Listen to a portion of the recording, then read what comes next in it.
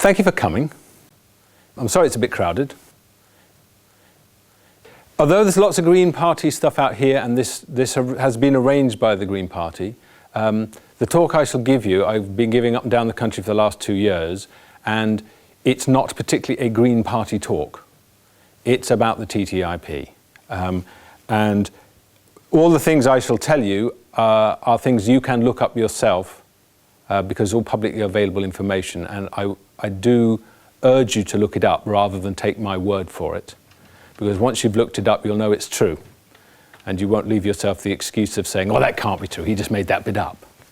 Once you've looked it up you'll know it's true. Someone just asked me what my background was, so I suppose I should tell you.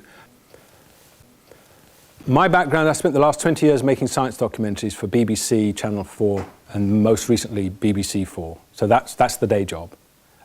So I have a soft science background. My degree is in science.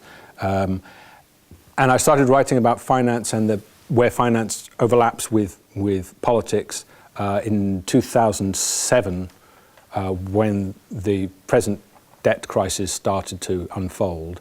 And for a couple of years I just wrote furious and irate comments on the online Guardian beneath articles.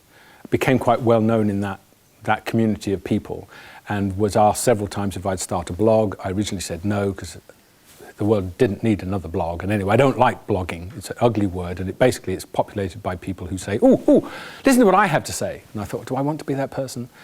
But in the end, people asked me several times, and I did, and now I write a financial blog, which has become one of the country's larger financial blogs.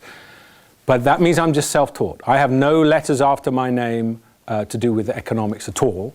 I do not have a degree in economics. On the other hand, I don't have a degree in astrology either. And neither one of these things keeps me up late at night worried, because mainstream economics is largely hokum. And even the economists know this.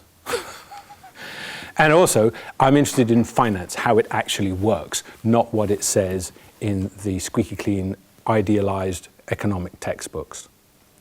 Because I do talk regularly to senior bankers, CEOs, traders, and there's two groups of people that people in finance snigger at. One is politicians, and the other is economists. Anyway, so that's my background. The title of the talk is The Death of Democracy. And it is, I realise it is one of those titles where you think, well, that's just a bit over the top.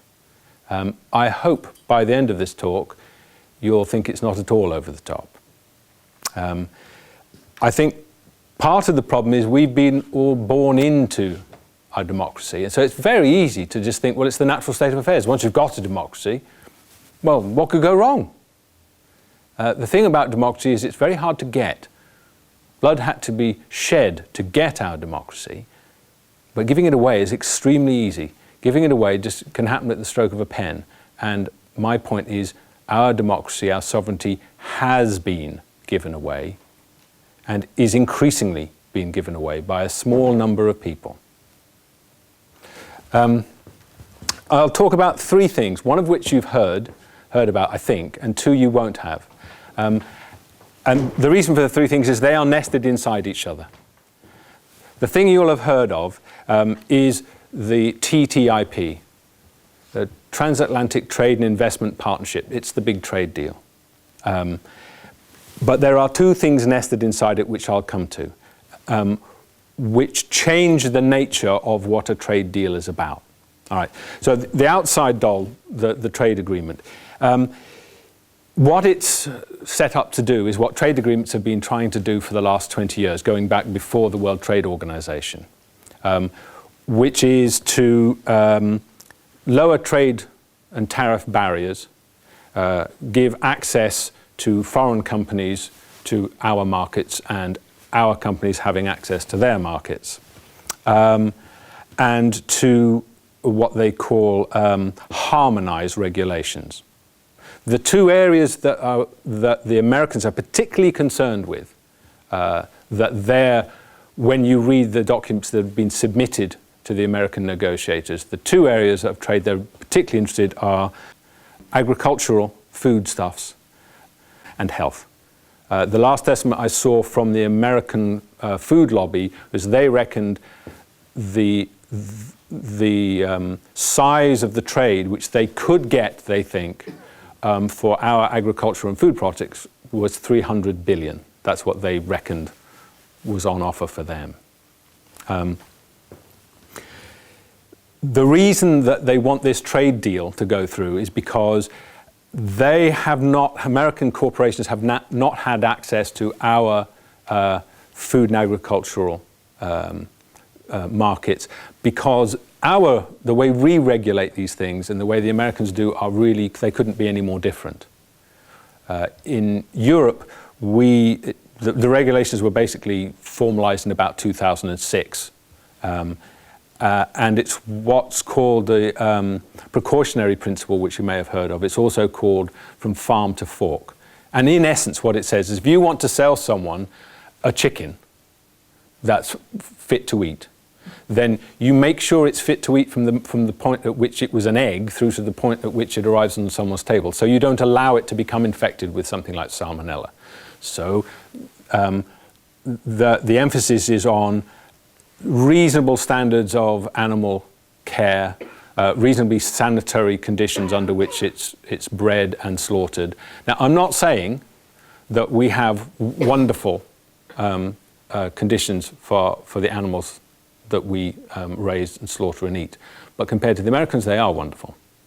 So the European regulations are keep the animals in a reasonable condition, don't allow them to become infected, and then when they get to the stage where they're being packaged up and sold, they're not infected. They weren't infected back there, they're not infected at this stage. Now, the Americans have a completely different set of, an idea of how you regulate this. Their law goes back to 1976, and I think it's fair to say that the American agricultural business has been at pains to make sure that 1976 legislation was never updated.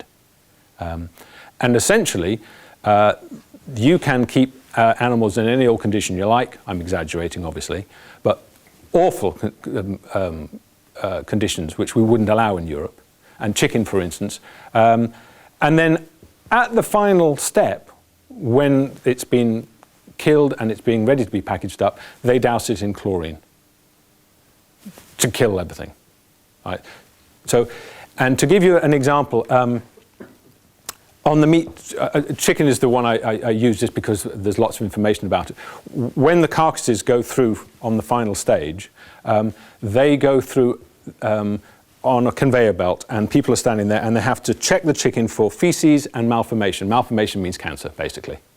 And they go through at a rate of 140 a minute. And people do 8-hour shifts. So you go, okay, that was okay. Okay, that was okay. Okay, that's okay. Okay, that's okay. And that one. And that was okay. Oh, and that was not. Try doing that for 8 hours. All right.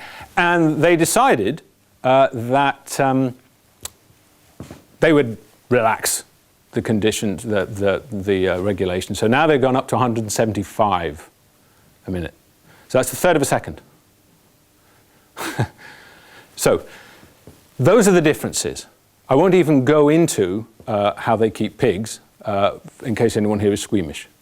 But suffice to say that one of the pig shit lagoons exploded a while ago, and you could hear the explosion several miles away. They pump all the shit into vast lagoons, which are, I think some of the big ones are 4 times the size of Wembley Stadium and 30 feet deep. And they're coming to a neighbourhood near you if the TTIP goes through. So there is this huge difference. Now, when you hear from the government and when you hear from the negotiators, in fact, I had a debate with our MP, Robert Goodwill, and he trotted out the line which they said, no, this is wrong. They're not going to lower standards. It's just not right. The Americans will keep their standards and we'll keep our standards, and it'll carry on. Okay, so everything's going to remain as it was before. My question is then why, if that's true, why do we need the trade agreement? And how is that going to help the Americans? How is that going to help anyone if nothing changes? What, if a European chicken provider has have this set of regulations, which are more onerous and more expensive, and the Americans have their own, our chicken producers are going to go out of business, aren't they? So that's either a lie, what they're saying, which I suspect it is, or they'll let it go through and all our chicken people will go out of business and they'll all petition Parliament and they'll say, this is dreadful, you've got to help us, and Parliament will come before you and say, we're just going to have to, you don't want all our chicken people to go out of business, do you? No, of course you don't. So why don't we lower the regulations to be like the Americans, so they're competitive? Okay, take your pick which one of those two eventualities it's going to be. And if you can think of a third one, let me know. But I don't think there is one. So Goodwill trotted this out, and I gave him the answer I just gave him, and he said nothing. For the simple reason he has nothing to say. They will also say, no, it's not to do with that. It's all to do with lowering tariffs, these dreadful tariffs. He said that too, and that's a lie. The European Commission's own research, when they put together a document showing what the TTIP would do, their own document, not mine, not Greenpeace's, the EU's, said 80% of the potential benefits would not come from lowering tariffs, but would come from removing non-trade barriers. Non-trade barriers are regulations and standards, the things we were just talking about. So they are the things that are going to go. Otherwise, by the EU's own admission, there wouldn't be any benefit to it. So that is the outside doll. And it is going to be an erosion of standards and of regulations. There's just no two ways about it. If those things aren't true, there's a zero point in having the trade agreement at all. So it's not a great thing, in my opinion, and will not really help you, except maybe give you some really shitty, cheap chicken. However, inside the trade agreement, there is something called a bilateral investment treaty, which very few people have heard of, but it is very important for this reason. That kind of trade agreement I've just discussed, they've been trying to and they have been putting them forward since the World Trade Organization, since 1996 at the very latest. And there have been various versions of trade agreements lowering barriers and all the barriers to trade and all the rest of it. But there's always been one problem, a major problem for the corporations involved, and that is, how do you force a nation to stick to it? And more importantly, how do you force a nation to stick to it when every 4 or 5 years the government changes? Because what they noticed in previous trade agreements is people would merrily sign up to it with big fanfare and flashing lights, and people would shake hands and it would be in all the newspapers. And then when it didn't suit the country, they would kick it into the long grass. There are disagreements between America and China that have been rumbling on for 6, 7 years. Because there's endless ways in which a government can just say, oh yes, of course we're getting to it, and then not get to it. And what are they going to do? And corporations don't like it. So the corporations in the 90s basically said that kind of old trade agreement, the World Trade Organization thing, just doesn't work. Because it's endlessly being avoided and kicked into the long grass, and nothing happens that benefits us, the corporations. We want a way to force nations to stick to the lowering of tariffs or the opening of markets, no matter what changes of government might happen. And I don't know if any of you have ever heard of NAFTA, the North American Free Trade Agreement. It was the first, please come in. It was the first of this new kind of trade agreement, which the TTIP is one of them. And what happened in NAFTA, some bright spark said, if we put a bilateral investment treaty inside the trade agreement, put it inside there, this solves our problems. How? I'll tell you how. A bilateral investment treaty is a small piece of international law which was quite obscure. The first one was signed in 1959 between Germany and Pakistan. And what they do is really quite simple. They say, if a foreign company invests in your country, and then your country changes its mind or does something the company doesn't like, the company has the right to sue your entire nation. Right? That's the power that a bilateral investment treaty gives. It's an extraordinary power when you think about it. But that's what it does. The reason they started being signed in 1959 was because corporations would say, here we are, we're investing in these third world countries, and these third world countries keep on having revolutions and burning down our factories, and we don't get any recompense. So we need this extra protection that a bilateral investment treaty gives us. There were very few of them. Very few were signed. There was no case was brought where a company sued a nation until 1986. So you can see how obscure they were. First one signed in 59. Nothing happens until 1986. There were very few of them. However, that changed quite a lot. By 1996, there'd still only been 38 cases. Because if you think back to 1996, that was when corporations were still pinning their faith on things like the World Trade Organization. However, a little over 10 years later, by 2011, there'd been 450 cases. So it's in that decade, corporations suddenly went, bingo, this is the way forwards.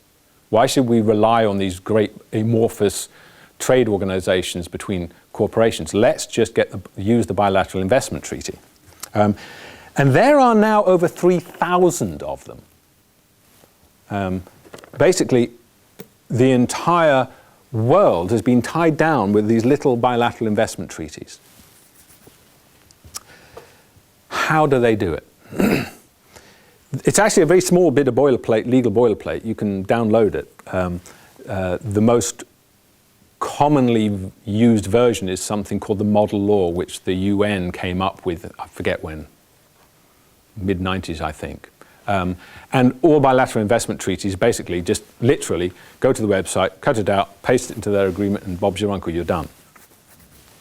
And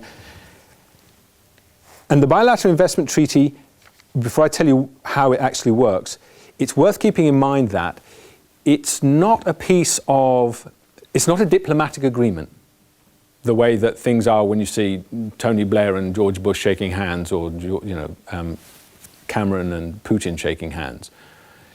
A bilateral investment treaty is a piece of international law, which means that really it's not the province of your elected officials, it's the province of international lawyers. So it's quite a different thing, and that becomes very important in a little while. Okay, but first of all, what are they? There's only 4 parts to them, and each part in itself, I think you'll agree, when you first hear it, think, that's reasonable.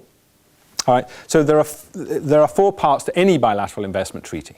It says, you may not nationalize or expropriate a foreign corporation's business, okay?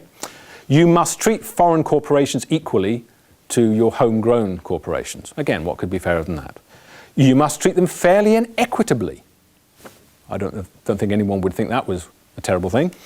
And if there is a dispute between a foreign corporation and your government, you must accept that the dispute will be settled at arbitration. Okay, I'll tell you what arbitration is in a few minutes. But those are the only 4 parts to a bilateral investment treaty. This key, this thing which makes trade agreements enforceable for the first time. All right, let's just go through them. No nationalization or expropriation. The classic example, which is always trotted out by those in favor of bilateral investment treaties and the trade agreements that now house them, is this one. And this is a real example. They say, look, imagine an American company goes to Africa, the Congo, builds itself a battery factory for making car batteries, and then there's some kind of revolution, and they either burn our factory down or they just nationalize it. And we, the American battery factory owners, we're out of a factory. That's not fair. Surely we should get some recompense. That's why bilateral investment treaties should be there. Fair enough. Because they've expropriated our factory. They just stole it from us. The thing is, you cannot leave a word like expropriation in the hands of international lawyers and expect the story to have a happy ending. Because expropriation over the last 2 decades has been expanded and expanded by the lawyers. So now expropriation doesn't mean that you just nationalized their factory, or you had a revolution and burnt it down, or just seized it. Expropriation now means the expropriation of a corporation's future profits. Not profits they've made, but future profits. To give you an example of what that means in practice. Do you remember after Fukushima, there was a great outcry in loads of countries around the world that said, oh, we're not sure about this nuclear power, particularly in Germany. There was a massive hue and cry amongst the public, and for once, the government, since it didn't have a huge majority, thought they would listen. So they put a moratorium on their nuclear power stations. Now, to me, whether you agree with it or not is beside the point. It is the operation of democracy, surely. The public expresses itself rather clearly. The government, for once, listens and says, OK. You'd have thought that was fine. They did something not against the law, and they did it democratically, listening to the electorate. What could go wrong? This is what could go wrong. Unfortunately, Germany's nuclear power stations were owned and operated by a Swedish company called Vattenfall. Vattenfall said, hang on a second, you've just put a moratorium on our nuclear power stations, and we were expecting to make about 800 million euros in profit. You've expropriated that future profit from us by having a moratorium. So they took them to arbitration, where they will win. Because it's very clearly the case that they were expecting to make those future profits. The government did something, didn't do something illegal, but it did something, and now they won't make those profits. That's what expropriation has come to mean. Which sounds pretty awful, really. And I wish, really, that was as bad as it gets. However, it's a lot worse. Here's a quote from something called In-House Defence Quarterly. I lead such an exciting life that what I often do of an evening is I read I read the journals where the arbitrators, the lawyers who run arbitration, they're in-house documents where they speak to each other, and they're not expecting someone like me to be reading those things. So they're quite candid. So this is from 2010. They're talking about what bilateral investment treaties do by way of saying, employ us to enforce your rights under a bilateral investment treaty and look at all the money you'll make. That was the nature of the article. So this is what it says. A bilateral investment treaty requires the host government to behave in a manner consistent with legitimate expectations of the foreign investor, to maintain the stability of the legal and business environment in place at the time of an investment, conditions the foreign investor would have relied upon when making an investment decision. Now, I think what you heard was wobble, wobble, wobble, wobble, wobble, wobble, wobble, wobble. Is that about right? Yeah. And that's what they're relying on. Basically, what it says is the government can't change its mind about something. Whatever the regulations or the standards, at the time the foreign investor said, oh, we'll invest there, if the government has the audacity to change something, that would be the expropriation of future profits. So, for instance, if the law was you can have 400 parts per billion of benzene flushed out of your factory into the river. I'm just making this number up, by the way. And then sometime later, the government scientists say, do you know, that killed all the rats we did the experiment on. That's really not good. We think it should be half of that, down to 200 parts per million. That would contravene a bilateral investment because the cost of halving the amount of benzene they just flushed down the toilet will be expensive. And that will eat into their reasonable expectation of future profits, will it not? Mm-hmm. So in other words, you can have your government change regulations by all means. It's a free country. Have a vote. Elect someone. Go ahead. Make my day. But I'm going to take you to arbitration. And then it gets slightly worse. This is also for In-House Defence Quarterly from a little bit later. And it says, tax itself can be an expropriation. Don't you love those lawyers? Where it is considered not to fall within the bounds of internationally recognized tax policies and practices. Who would like to guess who decides what is internationally recognized? Who would make that decision, do you reckon? Do you think it could possibly be the lawyers? Mm-hmm. Yeah, I think so too. So in other words, let's say Ed Miliband jumps up and says, do you know what? If I'm elected, I'm going to have a massive windfall tax on energy companies. Well, that would not be within the internationally recognized tax policies, would it? Because the lawyers would say, look, we look around the world and everybody else taxes us at 12%. And here you are saying you're going to tax us at 40%. Well, that's not what we expected. And you'll end up in arbitration, which is why I think we haven't heard Ed Miliband say anything more about that. Because I think someone tapped him on the shoulder and said, sorry, Ed, sorry, bilateral investment treaty, I don't think you can do that. And that's part of why I'm telling you about this, is because governments and political parties are very fond, especially in election year, of making you all kinds of promises, all kinds of declarations of the wonderful things they're going to do for you if only you will vote and put them back in power. Without them either, they don't realize, or they do realize, and they're just relying that you don't know, and so they're lying to you, because they can't do these things.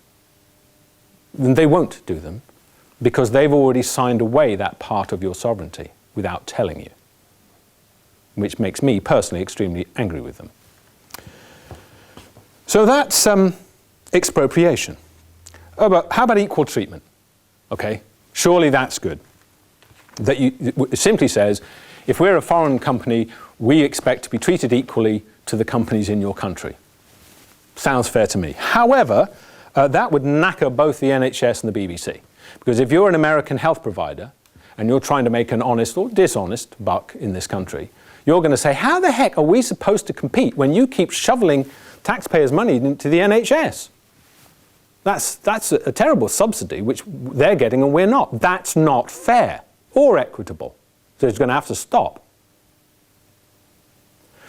Now, Robert Goodwill said, look, there is nothing in the TTIP that says that that the NHS will be privatised. It doesn't say you must privatise the NHS. And people like David Malone, they're just scaremongering without knowing what they're talking about. He's quite right. There is nothing in the TTIP that says thou shalt privatise the NHS and the BBC. There is no such words. However, if you are a government who likes privatising the NHS, then the TTIP will give you a pair of pliers, which means it will be irresistible. For this reason. At the moment, the government can say, we're going to put these things out to tender. I think they put out something like 30 billion worth out to tender so far. And when it goes out to tender, the local health authorities have to then, by law, say, right, who can do this job, put in a bid for us. And then they evaluate the bid and they can say, that private company gets it, or they can say, well, actually, this part of the NHS put in a really good bill, we'll let them do it. And at the moment, that decision is a local or national decision, right? In other words, your local representatives get to make that decision. Once the TTIP is signed, any foreign company that put in for a bid that is then turned down will have the right to appeal that. And the great thing from their point of view is they don't have to appeal it to the NHS or to an NHS trust or even to a local or national court. They go straight to arbitration. And when I've explained what arbitration is, you'll realise how awful that is. So no, the TTIP doesn't say you must, but if you want to privatise the NHS, it is the way to do it. So equal treatment, it isn't very good because it means you can't have publicly subsidised things. You can try and have you can say, well, we'll just carve this little bit out and put it to one side. Yeah, fine. But once it's there, how long do you think it'll take a government to say, well, I know we exempted it from, I think that exemption should be taken away. Do you trust them not to do that? I don't. Fair and equitable. They're utterly meaningless terms. Oops, sorry. Fair and equitable. Let me give you an example. There was a petrol additive called MMT, which was used in the States. The I've looked at the science that was used to grant it a license, and it's poor. It's very poor. I think there were just a couple of studies on a handful of animals. Just classically awfully poor science. They wanted, Ethel Corporation, the corporation that sold the stuff, wanted to sell it in Canada. The Canadian officials, and the Canadians are not known for being, you know, radical Trotskyite nest of left-wingers. Their sciencey people, who were every bit as nerdy as everybody else's sciencey people, looked at the data and said, and it was a very, I forgot his name now, a lovely soft-spoken Indian gentleman, just a really good scientist who didn't like the cameras shining on him. And when you see him, he's like this. You can just tell he just wishes everyone would go away and leave him to his science. This was not, a grandstanding man. This was a scientist. And he basically said, I've looked at the science and it's rubbish. And we're not allowing you to sell this stuff here, because what our estimation of the science is, if anything, it shows it's really not very nice stuff. So the Canadian government said, our man, our scientist, you're not selling it. Ethel Corporation said, that's not fair, that's not equitable, on the grounds, and figure this out if you can, that they said, you haven't got enough science to prove that it's not safe, because we haven't given it to you. And we don't have to. And so they took them to arbitration and they won. They won.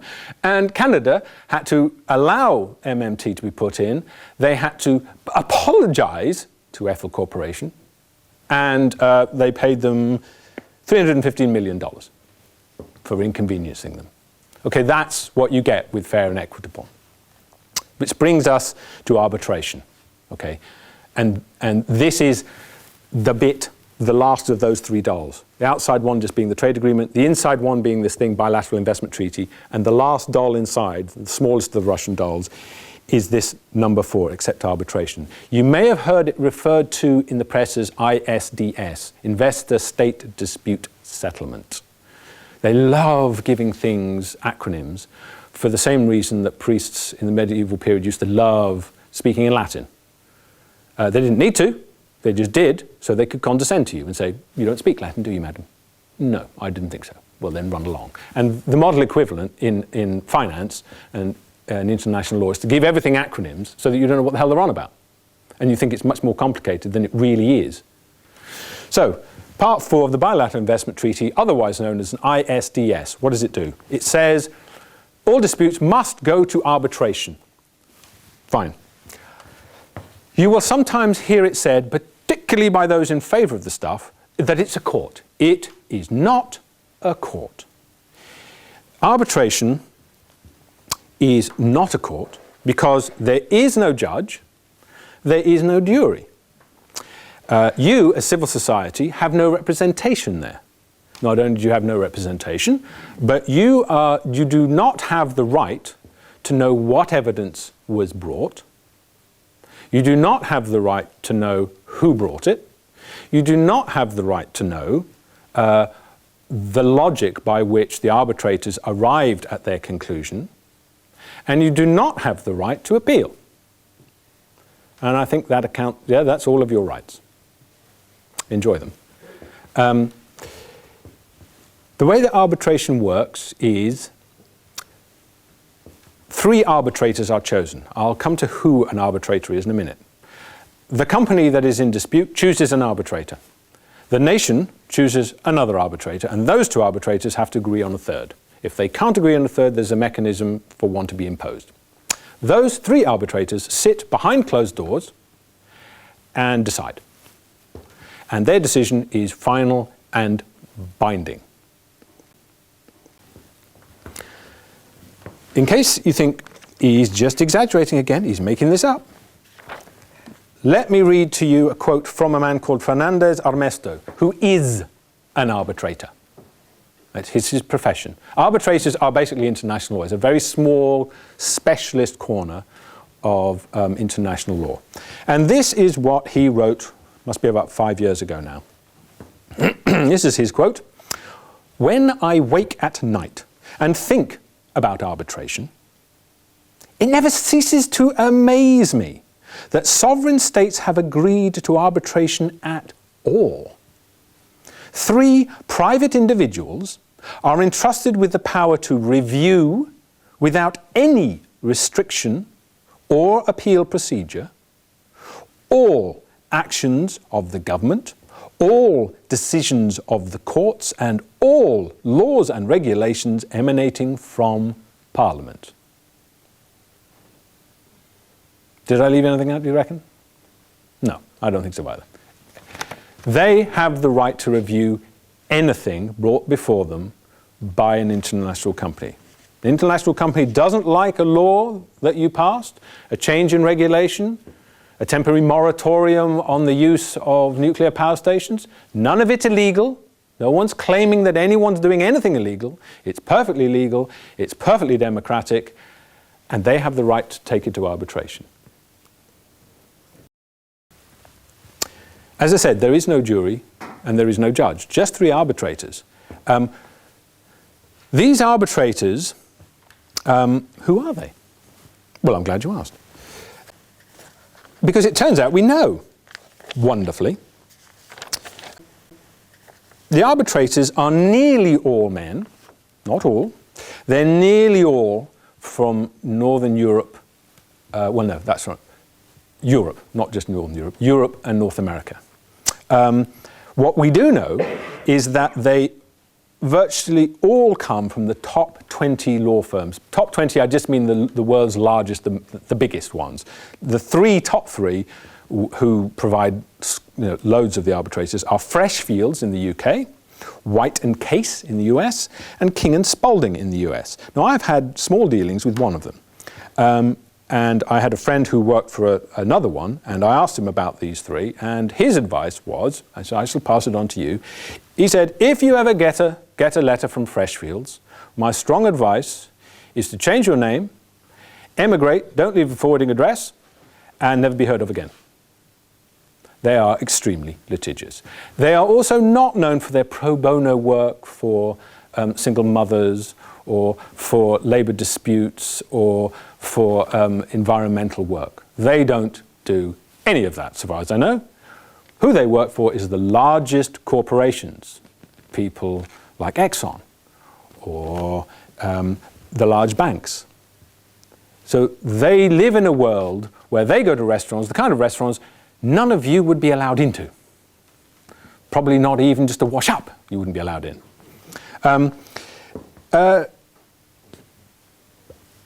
So it's just 20 firms, okay? That's all. However, within those 20 firms, if you look at all the known cases of arbitration, and the reason I say known cases is because, I'll come to it in a minute, but arbitration in some places is so secretive that they don't even let people know that a case has happened. So we could be in arbitration now, and if it's done at the London, the International Centre for Arbitration in London, you wouldn't even know, because they don't tell anyone. So it turns out that from those 20 firms, 15 arbitrators, 15 private individuals who happen to be very highly paid international lawyers, 15 people out of 7 billion on the planet, have decided 55% of all known disputes and 75% of all cases where the claim was for more than $4 billion. Now, think about how many people we figure we need to represent us as a nation in Parliament. Several hundred, right? 15 people who you don't vote for, you don't even know their names, they get to decide everything. And you have no right of appeal. Now that is arbitration. So 15 people drawn from 20 firms meet behind closed doors and can review everything your Parliament decides. Who are these people? Well, one of my faves is a man called Jan Paulsen. He's a triple national, holding passports from Sweden, France and Bahrain, as I'm sure all of you do as well. Some years ago, I think 3 or 4, he wrote a wonderful article in which I've got it, it's a personal favourite of mine, he was hopping mad about third world nations trying to regain control over their natural resources. He felt this was a moral outrage. I mean, the article is wonderful to read, but that was his opinion. And there's another man whose name I always get horribly wrong. One day I'll meet him and have to apologise. Karl-Heinz Bockstiegel. Reason I like him is whenever he writes about things, his favourite comparison, he always refers to companies as Goliath, as David, and the nations as Goliath. So you have Konoko, poor little David, suing the huge behemoth of Ecuador.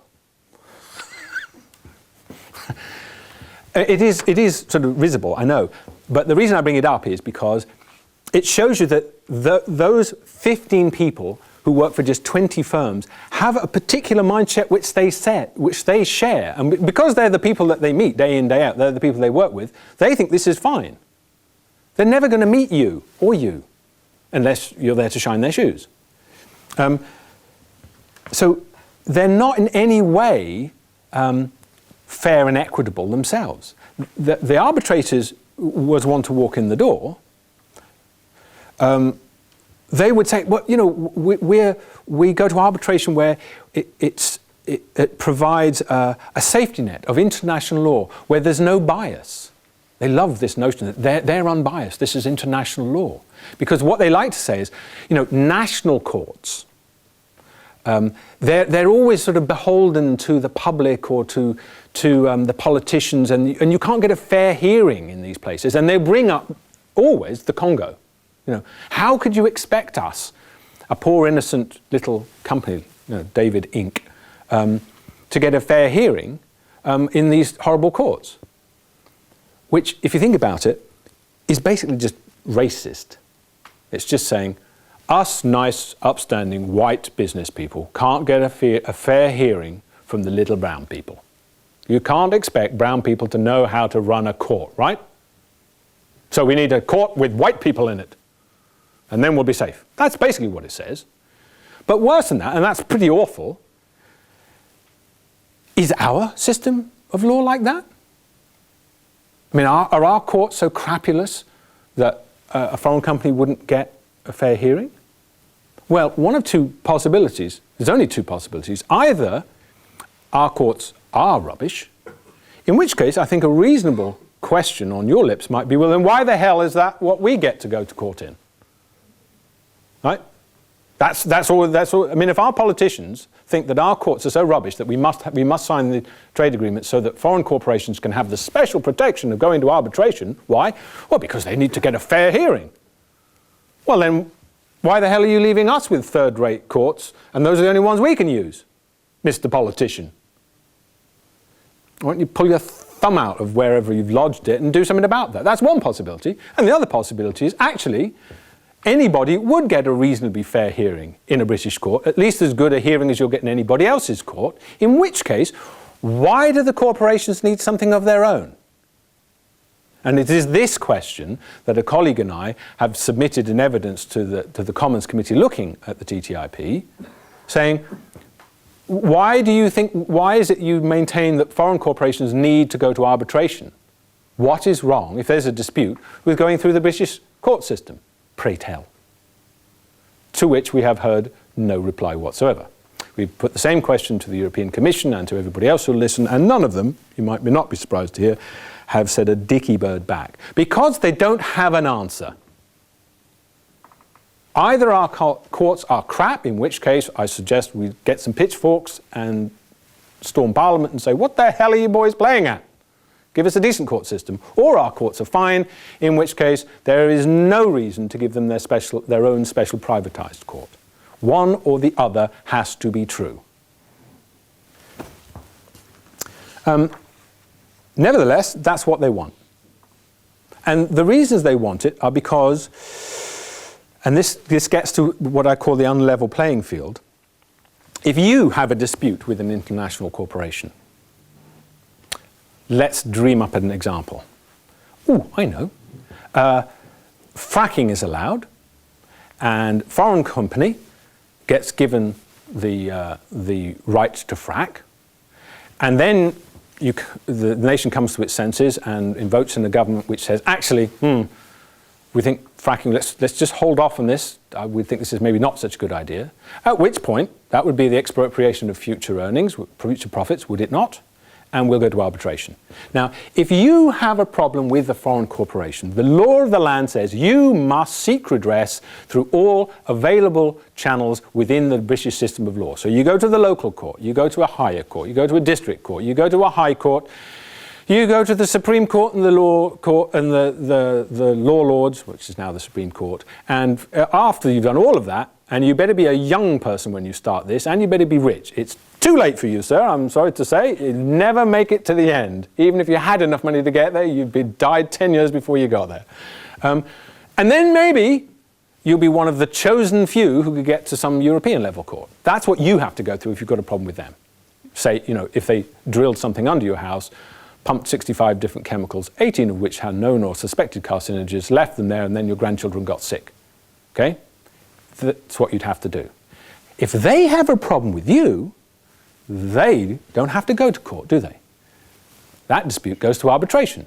So here's this huge, long, cumbersome, lengthy business in those banana republic courts, which the Britain is round for, and they just go, ha-ha, thank you. And we go straight to arbitration, which takes about 10 minutes. And in arbitration, 3 of their mates, working for the kind of law firms that work for them anyway, will sit behind closed doors and decide, and you get no right of appeal. How does that sound? That sound good? Good. So the obvious question is, well, why would anyone in their right mind sign up to this? And over the years, they've searched for reasons, and they've changed. The initial reason was the one I started with about the battery corporation. We need protection from countries where the law system, the rule of law and the courts are not reliable. Okay? That is not the case with us. So why do they need us to sign one? So they've backed away from that one. Arbitrators very rarely use that argument anymore. Some of our politicians still use it. Why? I don't know. But they do. Then the next one, which is still being used, by people like that old windbag. What's the old Tory, used to be the Chancellor. Oh, what's his name? Smokes a cigar. Lawson. No, after him. Oh, he's still around. His name will come back to me. He's a dreadful old windbag. Ken Clarke, thank you. It was the description windbag put you onto him, isn't it? Yeah, Ken Clarke. He used this argument just a few months ago in the Guardian, which it said, you must sign bilateral investment treaties because it's only countries that have signed them which give foreign corporations this special protection, which they so desperately need against the Goliath of your parliament. And only those companies that sign them will get lots of foreign direct investment, companies investing here. Foreign direct investment, another acronym you'll see, FDI, foreign direct investment. And those countries that don't, nobody will invest. No one will invest here, and we'll all end up living in a ditch with poo on our heads. We'll be so poor. Right? That's what he said. Not the poo in the ditch bit, but everything else. Is it true? No, it's not. It's not true. How do I know that? Well, in 2003, the World Bank said, I wonder if this is true. And so they hired someone whose name I can't remember now. I've got it written down there somewhere. And she did a big exhaustive study looking at this precise question, and in the end she said, no, there is no correlation between the number of bilateral investment treaties you sign and the amount of foreign direct investment that you get. For instance, China doesn't have any of them, and it has more foreign direct investment than it knows what to do with. Brazil has hardly signed any of them, and their main problem was far too much foreign direct investment. They were trying to find ways to beat them off with a stick. So there is no connection. Which makes you wonder about Ken Clarke, and more, it makes you wonder about the editor of The Guardian. Now, that's 2003, and I'm a bloke who reads this stuff in his attic in Scarborough, and I knew. Now, either Ken Clarke has been living under a rock, or more likely living in his gentleman's club, smoking cigars, and as it was before 2003, the last time he consulted anything in the outside world. In which case, who the hell thought it would be a good idea to let some wizened flea bag of an idiot who actually knew nothing to pontificate and tell us what was what? Who thought that was a good idea? Or he had read it, and he isn't so stupid as I just made out, and he does know what's going on, in which case he's a liar. If any of you can think of a third one, let me know, and I shall send him a written apology. After that 2003 study, there were 3 further studies, 2 from Yale and 1 from Tufts. Those are not, small, insignificant academic institutions. They're major institutions. So the jury is not out. The jury is in. And the jury has quite clearly said there is no link. So that argument, the Ken Clark argument, doesn't work. So now what you hear all the time now is we need to sign bilateral investment treaties because that's what makes the trade agreement work, and the trade agreement will make us all richer. So don't get upset about this bilateral investment treaty or the investor-state dispute settlement or arbitration, because it's all necessary to have this wonderful trade agreement which is going to make us richer. Okay? This is what you will hear all the time. You will certainly hear it from all the politicians. You will certainly hear it from all the Tory politicians, because that was the briefing document sent out by Tory HQ to all of their MPs and me. I happen to have a copy. Written by Lord Livingston, who is about as bright as Ken Clark. And what it says is that there will be a $10 billion increase in trade. This increase in trade will provide jobs and greater income, greater GDP, and we'll all be better off. I think they offer something like every household will be 400 quid better off or something. I can't remember the figure, but it's of that nature. And they present this, as Goodwill did, as just, this is the fact. It was carved on the tablets of stone just underneath number 10. There was a little addendum. It said these things were true. That's how they present it to you. It is not like that at all. Those figures, unbeknownst certainly to Robert Goodwill, and I suspect Lord Livingston, come from a study that was done for the European Commission, and it goes under the acronym of CEPR. And basically, it's a big mathematical model, the same family of models that they use to do the weather forecast. They're called general equilibrium models. And basically, it's hundreds and hundreds of linked equations, and you put some data in, and they all crunch through the numbers, and then they spit out an answer at the end. All right? They built this model. I think it was actually built, an American model, if I remember rightly, from Purdue University. It's quite a while ago. General equilibrium models are dodgy models. They're not very good, which is why the weather forecast is so wonderfully accurate. And their model in particular is based, like most economic models, on pure gibberish. I have no regard for economic models, and no do most serious mathematical economists. One of the assumptions built into their model is this, and you'll see how wonderfully accurate it is. It says any, and it's built, when I mean it's the assumption, that means it's built in the way that the equations are made. It says that any part of the economy that shrinks, and therefore people lose their jobs, another part of the economy will automatically expand by the same amount and the same number of jobs. Now, if that were true, there would never have been an unemployed miner. In fact, there wouldn't be unemployment, would they? Because as soon as one factory shut, according to their model, another one would open up, and you just get a job. But that's what's built into their model. So that should give you a warning of how accurate the models are, how like life they are. But nevertheless, this is the model they used, and they, if pressed, they'll say, look, there have been 4 different studies, and they all show the same thing. And you'd think, okay, 4 studies, all come up with the same answer, 4 independent looks at the same problem. That's pretty conclusive, isn't it? However, what they don't tell you, what they don't know, is those 4 studies all use the same mathematical model. So it's not, I know, you couldn't make it up, could you? It's not 4 independent studies. It's, here's a fruit machine, and person 1 comes up, puts 10p in the slot, pulls the arm, and it gives him his answer. He goes, yay, and publishes it.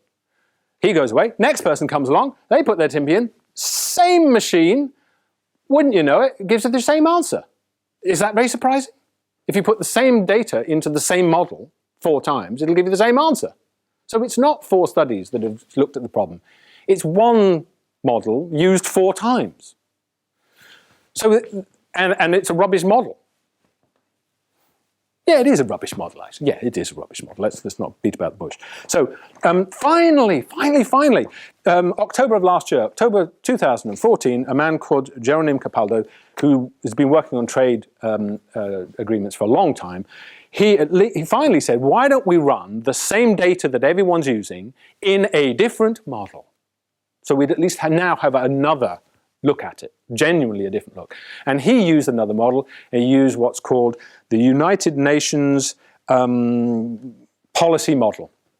It's the model the United Nations has developed over the last several decades, which they use when they want to examine what Ecuador's policy or Germany's policy or our policy is going to do to the economy.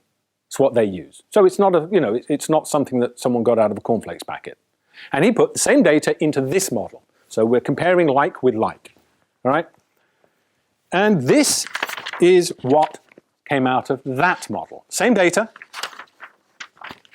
They found, when it spat out its results, that the TTIP would lead to losses in terms of net exports. Losses in terms of net exports.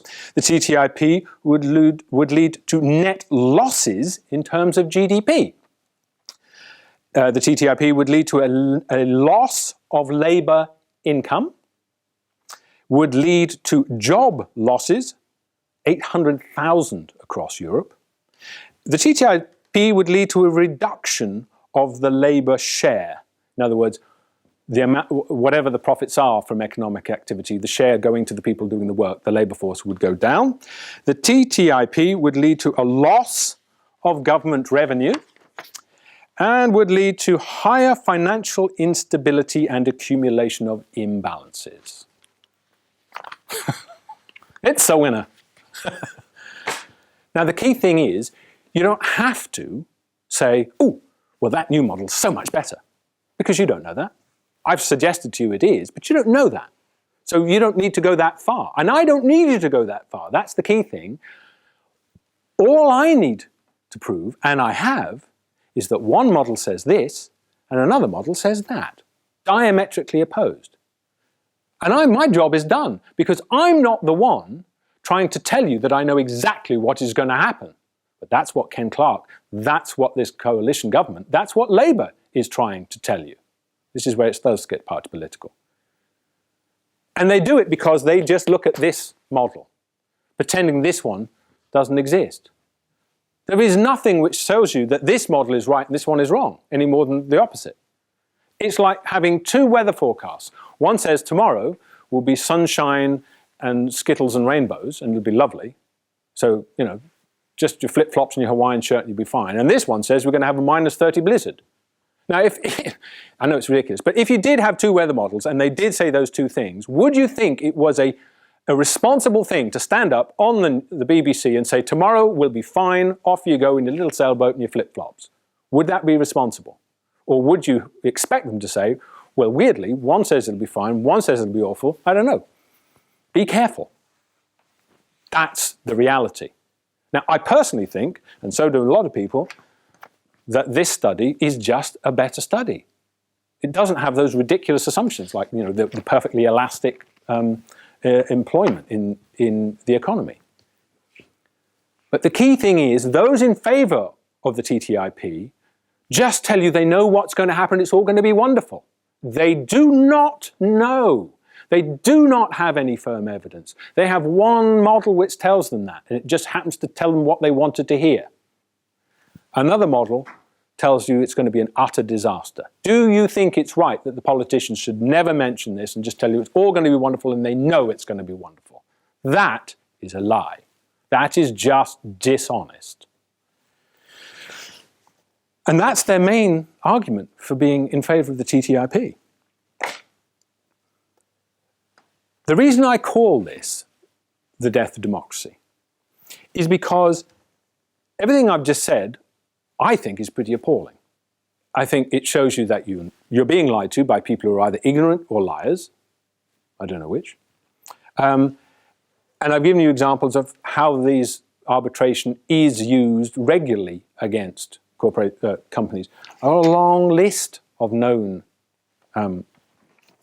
cases where, there's one on fracking. Oh, I forgot to mention that one, yeah. Did you know that Quebec once decided they didn't like fracking, they put a moratorium on it?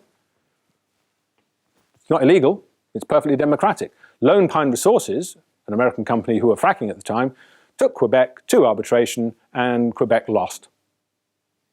There you go. So you can tell what's going to happen here. But the point is this. At the moment, there's a whole range of things which your elected officials, your government, has the right to decide upon. You can say, we don't like this, we want you to do the following. You can choose between two parties, one of which says, this is great, we should do this, and one that says, we won't do this. And you can choose which one you want. You can get your government to change its mind. You can get your government to take notice of new facts and say, oh, actually, gosh, yeah, that's not right. We used to think thalidomide was a wonderful drug. I was one of those babies. My mother was that close to taking it.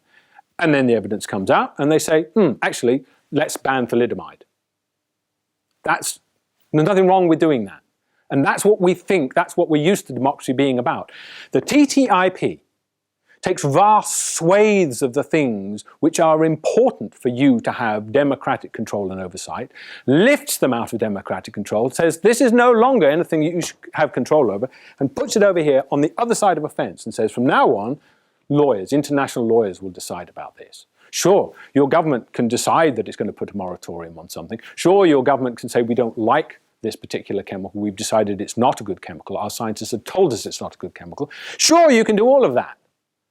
But with the Bilateral Investment Treaty, with the TTIP's clauses, all of that becomes empty. You get to vote for people, but they actually don't have the power.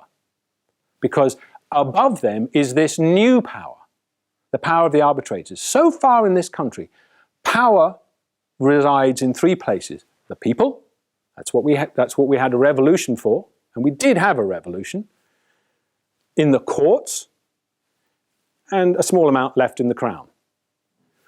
With the TTIP, we create a new power, and one which arguably has greater power than all three, arbitrators, invested in three foreign nationals who you have no control over whatsoever, and they can overturn the decision of your parliament, and they can ignore whatever your court might say. And they certainly don't give a fig for the Crown. Do you think that's right? Do you want that to happen? Because that's what will happen with the TTIP. It's very clear. It's there in the boilerplate legal prose. And it means that we will have a democracy in form only. Sure, you can vote for them. And they can strut up and down every 5 years and call each other names and say, yes, we think that it's terrible and we think this is wonderful. And you can get all swept up in it and say, oh yeah, that'd be great. And then, when they try to change something, a foreign company will say, that's expropriating our future profits, that's not what we're expecting, we'll take you to arbitration, where three people you've never heard of get to decide behind closed doors and you have no right to appeal. Thank you for listening.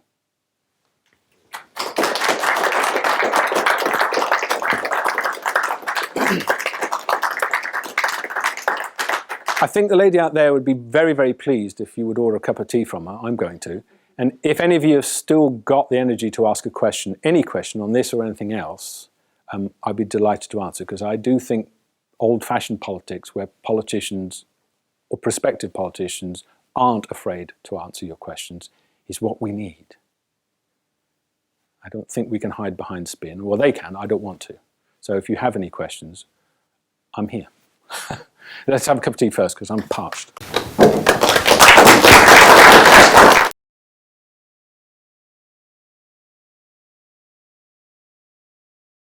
If you have any questions about this whole business, please ask. But also, if you've got questions more generally about anything that comes up in this election, please ask, because here I am. And if you don't have a question, I just get to go home early. Anybody? No? Yeah, please. Can you tell me why there's all this sudden desperation to get the national debt down, when we've been in debt since World War I, at least? Oh, yeah. We've only just paid some of it off, I Let's start with an easy question. Thanks very much. Okay, there are lots of ways of answering that. I'll just cut to the chase and give you the one which I think is ultimately the most reasonable. We do not have to operate a surplus. It is not the end of the world if a government is debt. As you say, most governments have been in debt most of the time. All right? That's point number one. Point number two is that the current level of debt we have now is not due to public spending on public services out of control. How can I say that for certain? Because the figures are there in public. If you go to an organization called Eurostat, they are the branch of the European Union that compiles all the statistics. So they're a bit of that European government, Eurostat. And there are tables there which you can easily access, and I can tell you exactly how to do it. Big tables showing you debt as a percentage of GDP for all the European nations going back to, I think, about 2004. All right? And to take the example of the UK, in 2008, our debt as a percentage of GDP was 42%. Not very high. That's what it was. And it had been increasing by a little fraction over 1% every year for about, well, as far back as those figures went. So it had not been out of control. Spain had, in 2008, was bringing in tax more than it was spending. So much for the feckless Spanish. That's Eurostat figures. Between 2008 and 2014, our debt doubled to 84%. Now, I don't know, can anyone think of anything happened between 2008 and 2014? Anyone at all? No. Was it that nurses got their pay quintupled and they all went on all expenses paid holidays to the Bahamas at our expense? Was it that? Was it that one? No, people are shaking their heads. No, it wasn't that. Can anyone remember anything that might have happened that cost us a bit of money starting in 2008? Anyone remember anything? The banks. Yeah, God, good job you remembered. Yeah, because the government's forgotten. Yeah. And PricewaterhouseCoopers, I think that's the way then, PCW. Yeah, that's right. They did a study, and you have to admit, PricewaterhouseCoopers, Waterhouse, whatever the hell they're called, are not known as, a bunch of rabid Trotskyites. They did a big study. I've got it at home. It's the kind of exciting thing I read. And it says extremely clearly that at the time of the beginning of the debt crisis, 2008, UK debt was not out of control, government debt was quite low, and the bulk of debt was private corporate debt. That's PricewaterhouseCoopers Waterhouse, or whatever they are, saying that. So the debt we took on, this sudden expansion of debt, is because we bailed out the banks. And no other reason. No other reason.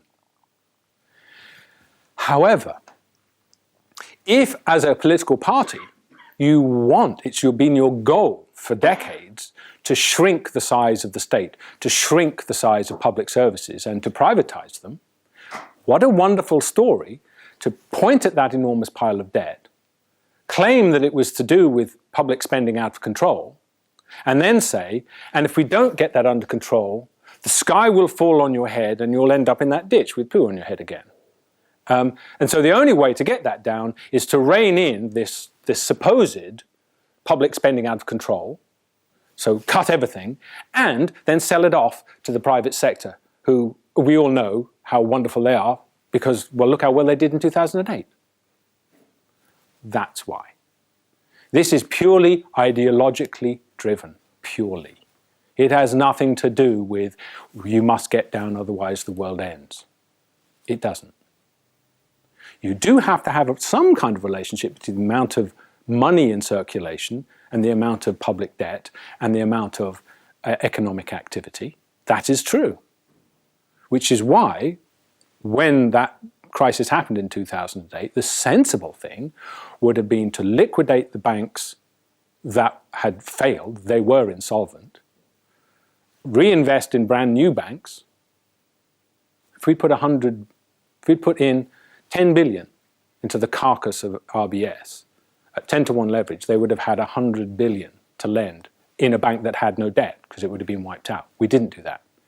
It would have been sensible to take a small fraction of the 1.4 trillion, Bank of England's figures, not mine, that the banking crisis has cost us so far, and put that direct into people's pockets. You could have literally written a cheque for several £1,000s to every person in the country and said, there you go.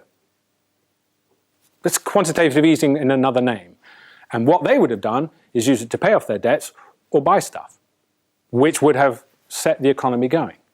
And people say, you can't do that. My goodness, the moral hazard. The moral hazard?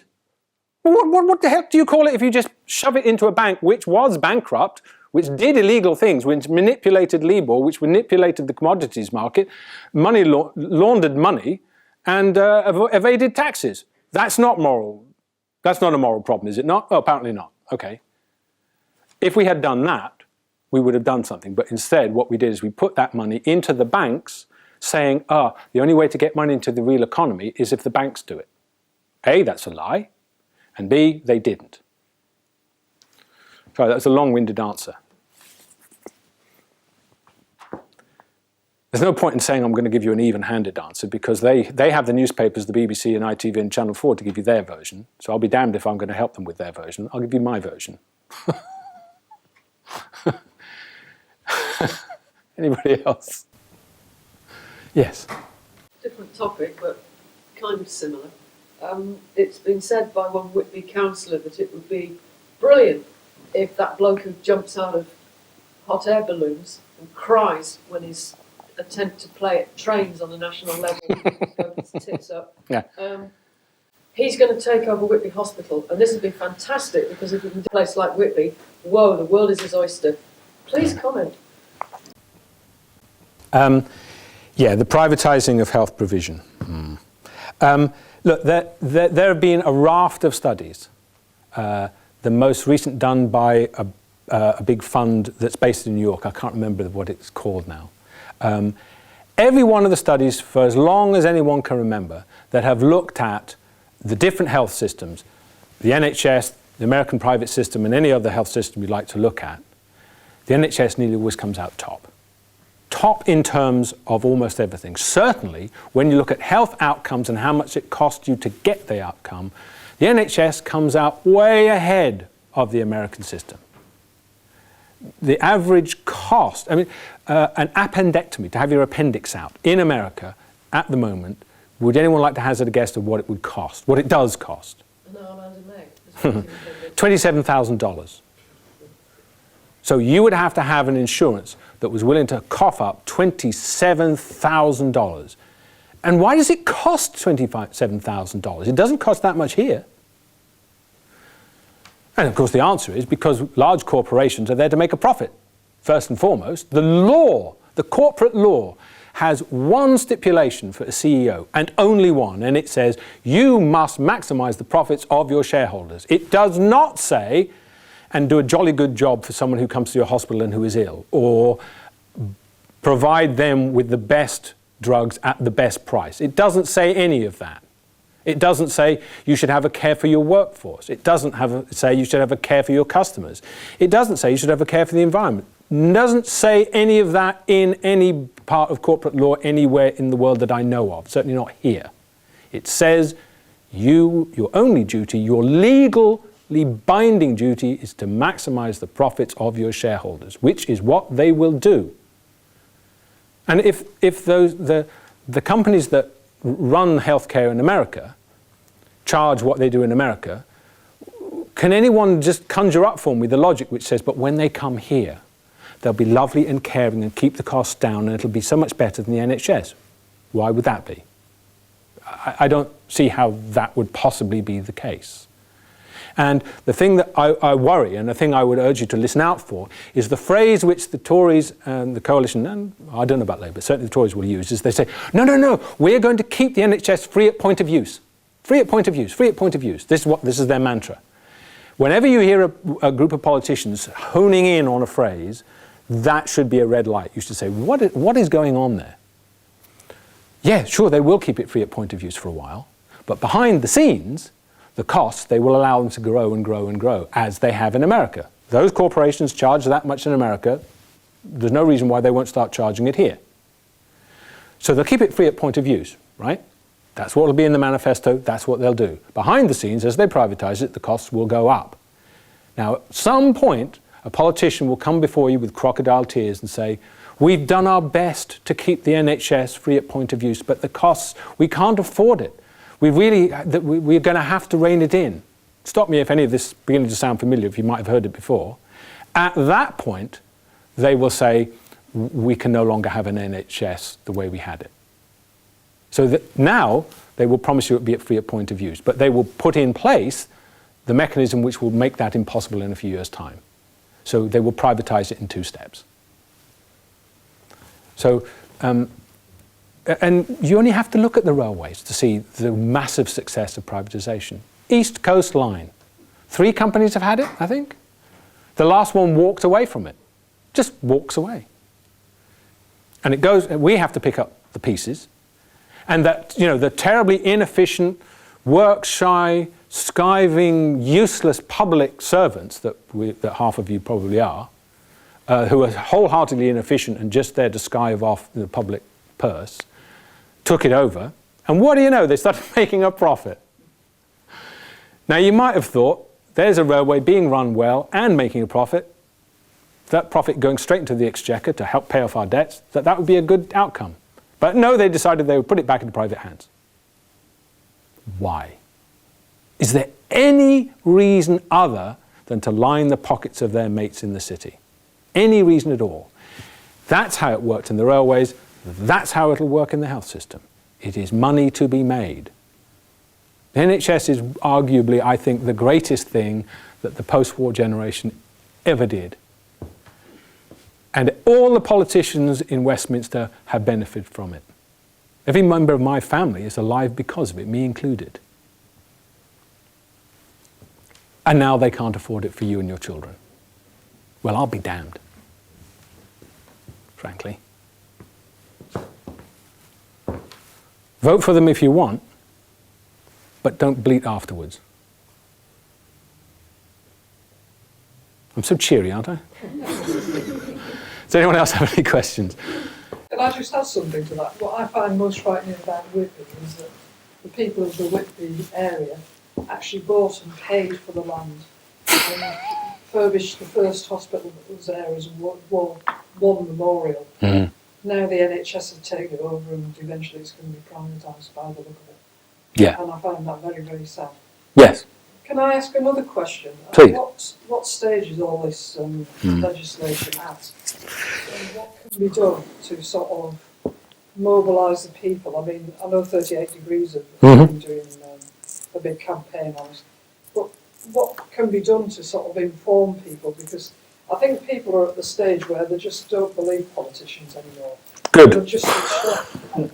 But the problem is, unless people start voting and doing something about it, it's not going to get any better. No. Okay, well, there were a whole bunch of things in there. I'll answer the ones that I feel I can. In terms of where it is at the moment, it's been a movable feast because as opposition has grown, and it has grown, they've got to the point where they wanted to ram it through quite quickly. The last definite date, everyone heard, they said, it'll all be wrapped up by the end of 2015. All done and dusted. And now they've realised there's a head of opposition growing across Europe. I forget, there was this big petition, 38 Degrees part of it. Was there 1 million people? I can't remember now. Europe-wide signed it. And they sent it to the European Commission, and the European Commission said,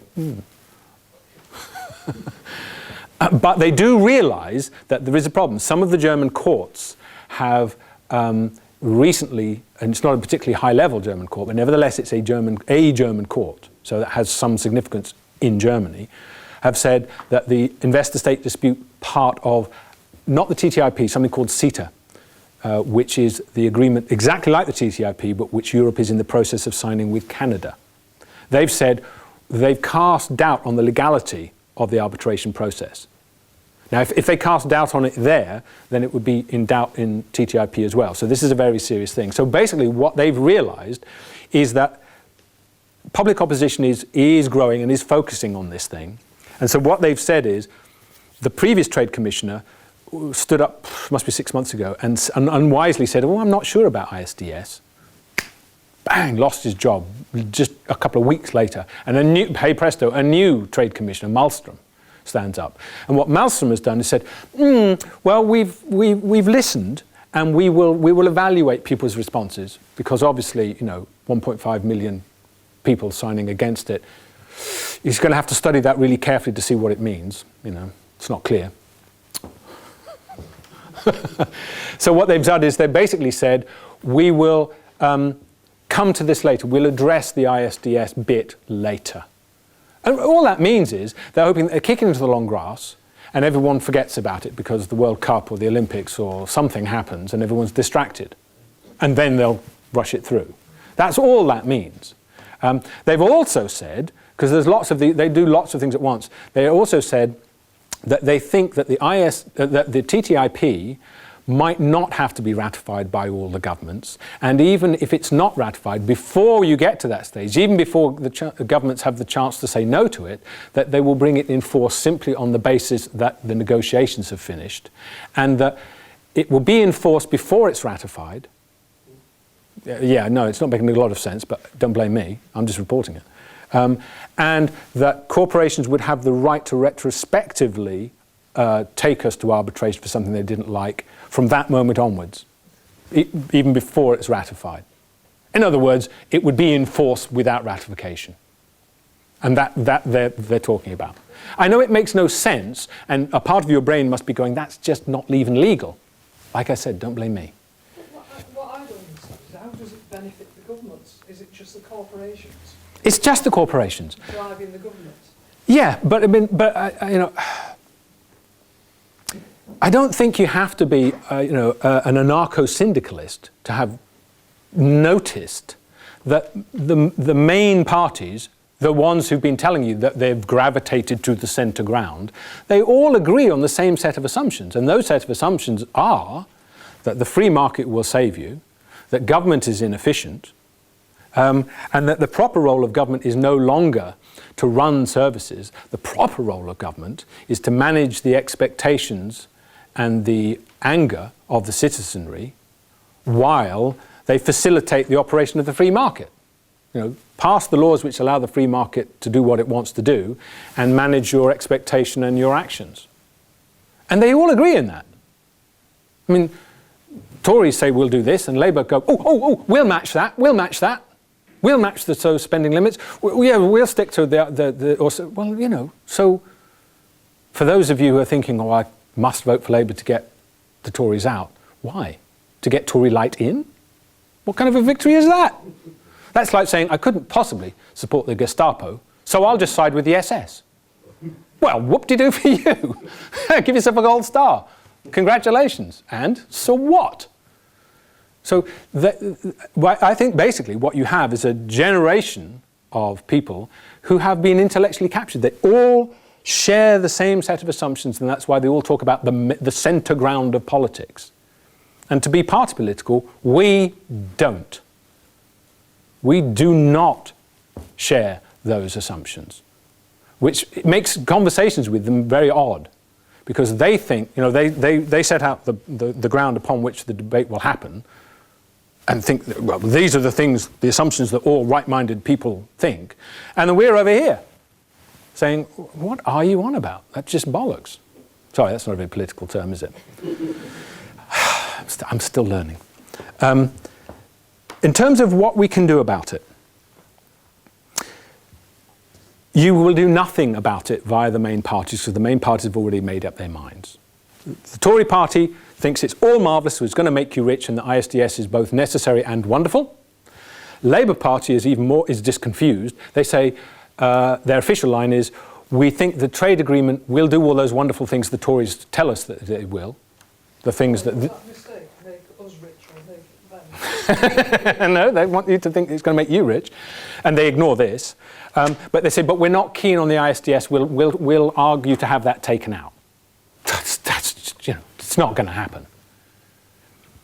So the Labour Party are it's like saying, well, we're in favour of foreign wars, but we just don't like people getting killed. Okay, good luck with that. And the Lib Dems, well, they don't, I mean, all they're interested in is who do I need to sleep with next, to stay in power. I have no time for the Lib Dems whatsoever. So you won't be able to make any traction on this through the main parties. If you want to get some traction on this via Parliament, there isn't a choice. You either vote for us or you don't, because we're the only party that says this is not right. We can have a debate about whether that's a wasted vote or not. I personally don't think it is. And anyway, I think in the next two parliaments, the Green Party will become a major third party. We're already the third largest party by membership. We're larger than both the Lib Dems and UKIP. But more generally, the opposition that there is coming from outside party politics at the moment, via 38 Degrees, via a whole lot of other organisations and places, many of which I'm involved with. But on a more general notion, I would say this, and this doesn't sound very practical, but I think it shouldn't be forgotten. And that is that we have arrived at a place where the political and financial leadership have a view, have a notion of how things should be. And it is completely out of kilter with how it should be if they care about you and your children and my children. It just is. 1% of the world now own, what was it, over 50% of the wealth? Or it was more than that, I've forgotten. And that's certainly the case in this country. I've got the figures in my bag there. It's something like the top 10% owns 60% of the wealth. That's just not right. And if you think about what's going on with the privatization of things and the TTIP taking things out of democracy and making them essentially a bit of private law, it's like the Enclosure Acts. No, ground that was common land, suddenly they just say this would be so much more efficient if it was owned by my mate over there. And then they build a wall around it, say it's not yours anymore and you can't go on it, and now it's much more efficient. More efficient for who? More efficient for them, perhaps, not more efficient for you. The NHS will be very much more efficient at making money for the people who own it when it's privatised. But it won't be more efficient from your point of view. And what I would say is this. We have come to a point where you will have to clean this country up. You will have to clean up our banks, the financial system, which feels it's above the law, can just evade taxes, and HMRC does nothing. They've known about the document for years. I know people in the HMRC. I know people in the banks. And they've known about this for years and done nothing. Government after government have done nothing. Which means no matter what fine words they might say when the camera's pointing at them, they will continue to do nothing. Now you either come to the point where you clean up, not you, us, we clean up this country, or we learn to grovel. And if you want to grovel, you're on your own. I'm not going to. And I would take you back to a bit of English history which has largely been forgotten. You know, I said we had a revolution in this country. If you went through the same kind of schooling I did, I'm 52, then you weren't even taught there was a revolution. It was the Civil War, wasn't it? And it was the first fashion war, did you know that? Yeah, it was a war between one group of people, men who had frilly shirts and frilly cuffs, and another group who had appalling haircuts. And that was it. That was the English Civil War, wasn't it? Well, it wasn't a civil war. It was a revolution. We took the medieval way of doing things, we chopped the head off, and we said Parliament is in charge. It wasn't perfect by any means, but we did it. And the interesting thing about it is the people who did that were ordinary people. One of the people I admire most is Gerald Winstanley, who founded the Diggers. The wonderful thing about Gerald, what makes me interested in him, is he was a failed businessman from Wigan. He was nobody and nothing. He was completely unremarkable. But somehow he just said, that's enough. And in a period of 4 or 5 years, he wrote the most astonishing things. And people like him did turn that world upside down. And they said, no, we are not going to do that. And they overthrew centuries of tradition and a monarchy and all of the barons that went with it. And he would be very uninteresting, that man, if he'd been the Leonardo da Vinci of political thought. But he wasn't. He was no better than you or you. He was a very ordinary person. Which means that the people who made the English Revolution, and the fantastic thing about it is, every one of the magnificent ideas which we are taught to associate with the American Revolution and the French Revolution, all of those ideas, and I do mean all of them, the freedom of religious worship, the freedom of the press, universal suffrage, all of those ideas were written down by English men and women, and all of them were published within 600 yards of St. Paul's. And the fantastic thing is, we know this for certain, because one of the booksellers who was around at the time, Lord love him, had the presence of mind to save them. I think it's called the Wolfson Collection, but I wouldn't swear to that. And that collection formed the centre of the British Library collection. They're there. He saved 21,000 pamphlets and leaflets. Ordinary people did that.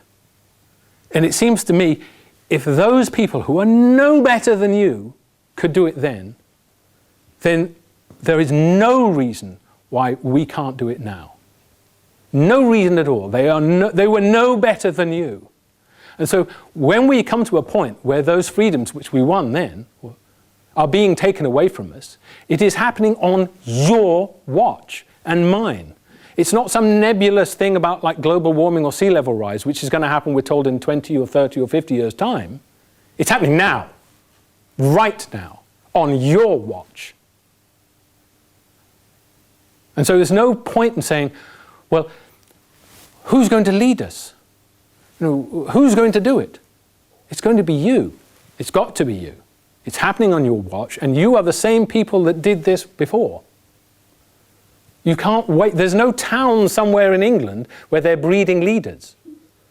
And the number 19 bus will arrive in Whitby, and suddenly this bright white light will shine out, and the leader will step forth, and we'll all go, my God, she's here, quick, follow her. It's not going to happen because there is no place. You have to look around and think to yourself, who is actually beginning to think about this? Well, the bad news is it's you. You're here. And it's not that hard to make something more of it than it is right now. I would ask you just to turn and shake the hand, not of the person that you know who's next to you, but someone just one over or one in front you don't know. Just do it now. Please.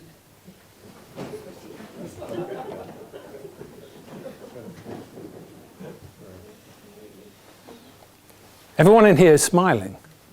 And everyone here is a little bit more powerful than they were when they walked in. And that's all that political change is made of. There is no special ingredient.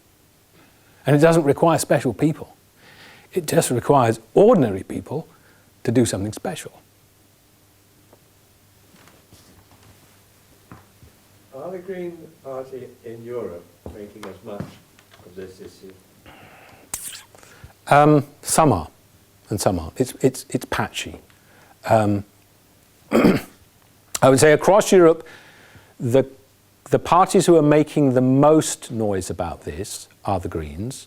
The parties who are making the most noise about banking are, interestingly, both Greens and the nationalist right-wing parties, UKIP being one of them. But the interesting thing is they're so confused because they make a noise about banks, but really what they mean is foreign banks, and they're very keen on the TTIP. So it basically is the Green Party, or people like Podemos or Five Star or Syriza, who are the ones that have said, no, we don't agree with that set of assumptions. But they're not characterized by being all left-wing or all right-wing. The Greens, I would say, are in the vanguard of it. But to be perfectly honest with you, whether in two parliaments' time, or three parliaments, the name of the party, the radical party which leads the charge against this is the Green Party, I don't know. Because it may be that the Green Party morphs into something else. We're in a period where things are changing. At the moment, it's the Green Party. And there are people like me in the Green Party saying to us, we have to communicate to the people, to the voters, that we are not just people who think that every problem can be solved if we all just hug a tree and kiss a whale. That we're people that do understand finance, we do understand international law, we do know how we would do things. How would you stop the TTIP? How would you stop foreign companies from suing you if we were, there was a miracle and we were voted in tomorrow. There's no point in having the fine words in your election manifesto if you don't know how to do it. And the thing is, we do know how to do it. You have to go, step one, you have to walk round to the Foreign and Commonwealth Office, knock on the door and say, excuse me, can you give me the file of those 90 bilateral investment treaties that you have, because that's where they write them. They write them in the Foreign and Commonwealth Office. Give them to me, thank you. You go back to your office and you send out 90 polite letters saying, dear sir, just to let you know, we are no longer bound by this treaty. Yours sincerely, the people of Great Britain. Send them out into the post. Once that's done, they can kiss your ass twice. They can't sue you anymore. All right? Then you can roll back the TTIP. Then you can renationalize something. Then you can say to a company that's utterly failed to deliver on something, I'm sorry, but that's not good enough. Did you know that we were taken to arbitration, not that particular kind, another kind, by Raytheon, the American arms manufacturer? Raytheon had been given a large bit of work by the previous government, by Labour, to set up a big IT systems, always IT systems, to track people coming in and out of the country. I think it's about 10 or 8 years they've had this contract. And they have not delivered on any one of the benchmarks on any of the dates they said. And they don't dispute this. It just has been an utter shambles, and it's cost a fortune, like all of those IT things do. This government finally looked at it and said, what an utter shambles. So they said to Raytheon, you're out. You haven't delivered anything. Raytheon took us to arbitration and won. And we paid them 180 million. And it's gone. How did they win? Because it was the thing about arbitration is, arbitration looks at whether the conditions of the contract were voided. Like, did you terminate the contract in the right way? They never, it specifically ruled out of arbitration whether there were any things to do with environmental law or civil law, or it doesn't matter. That's the thing about, that's why they love arbitration, because arbitration is set up so they win. And so that's the way that will that's the way that will go. So, well, I can't say any more about that really.